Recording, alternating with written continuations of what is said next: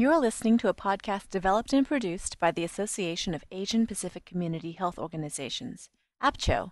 To learn about AAPCHO, its members, or the principles and values that have guided this organization's work for more than 20 years, please visit www.aapcho.org. You can also find AAPCHO on Facebook. Hepatitis B is the world's most serious common liver infection transmitted through infected blood, unprotected sex, illicit drug use, and from an infected woman to her newborn. Ted Fang is the director of the San Francisco-based AsianWeek Foundation, a nonprofit committed to developing the voices of Asian America. Today, Ted speaks to AAPCHO's Director of Communications, Stacy Lavilla, about the AsianWeek Foundation's work in hepatitis, specifically its work with the San Francisco HepBFree campaign, which is a citywide campaign that provides free and low-cost hepatitis B testing and vaccinations to Asian and Pacific Islander adults in San Francisco. So Ted, thank you for joining us today. I was wondering if you could tell me a little bit about the San Francisco Hepatitis B Free campaign. Yeah, I'm glad that you guys are doing these podcasts because I think it's so important to put out the word about hepatitis B. This is the greatest health disparity, the greatest health challenge for Asian Americans and Pacific Islanders, and yet there are prevention methods and treatment methods that we can make this issue go away. We can actually eradicate hepatitis B as long as we get the community involved. When that happens, when we are able to eradicate hepatitis B, there will be a book written about how it happened, and that book will document that it started in the Asian American community. I think the hepatitis B movement is an important turning point for the Asian American community. Okay, so what are the primary goals of the campaign? The goals are to change practice patterns of primary care physicians so that this can be dealt with in the doctor's office. Our goal is to affect a policy and legislation that can make sure that people who have hepatitis B disease can get treatment and don't have any insurance problems. But with all those policy and education changes that we are looking for, it all comes from mobilizing the community. The success that we have had with the SF Hep B Free campaign stems from the fact that the Asian community has come together around this issue. We have over 150 local community Asian, Pacific Islander, and healthcare groups that are supporting this initiative. So we take that community support and we go to the hospitals, we go to the physician groups, we go to public officials and let them know how important this issue is to the community. And through that community involvement, we are able to get virtually every hospital in San Francisco now has some element of a hepatitis B campaign. And we are working with many physician groups as well about educating around hepatitis B. And we do a lot of community education.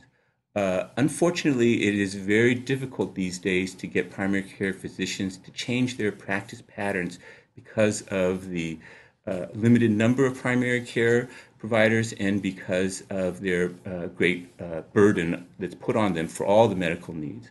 So one of the tactics that we do use is by educating the community to educate the physicians. So we are really, in that sense, trying to empower the community. I know that the SF Hep B Free campaign is really unique in that it's built on unique partnerships between the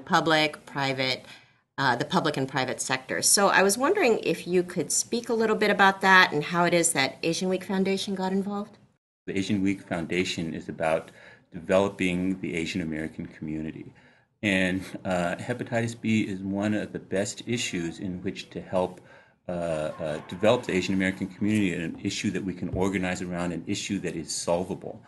And so one of the things that we have been able to bring to the Hep B Free campaign is really cultural competency as far as organizing the Asian American community.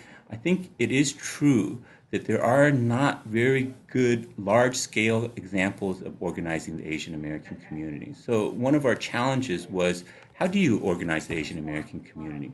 And we have unique characteristics. For example, when the gay community was confronted with HIV, protesting, acting up was more appropriate for that community. Those tactics aren't appropriate for the Asian American community. As a matter of fact, when we started the Hep B campaign, we did not start with any kind of demonstrations or anything like that. We started by holding a huge community dinner because all Asians understand that. But in that community dinner, where we had over 500 people attending and 100 different groups represented, we made sure to not just bring the community, but to bring the public officials as well, and to bring the corporate business heads as well. And so the elected officials, for example, Mayor Newsom was there responding to the community and said publicly at that time that he wanted San Francisco to be a model for fighting hepatitis B. Because we also had the business leaders there, the hospital CEOs there, they were able to hear the mayor's priorities, and that helped to bring them on board. So this is how we've been able to leverage community and bring all parts of the society into this effort.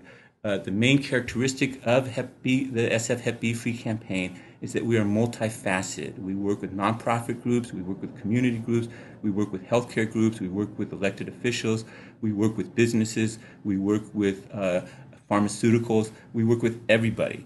And it's been personally extremely rewarding to me to see how the Asian American community has come together around this issue. We are proving that Asian Americans are a powerful organizing force. This podcast was brought to you by AAPCHO with generous support and guidance from its Technical Innovation Advisory Committee members, who share AAPCHO's vision of equitable, affordable, and culturally and linguistically appropriate health care for all. Please visit our website at www.apcho.org to reach us with your comments and questions.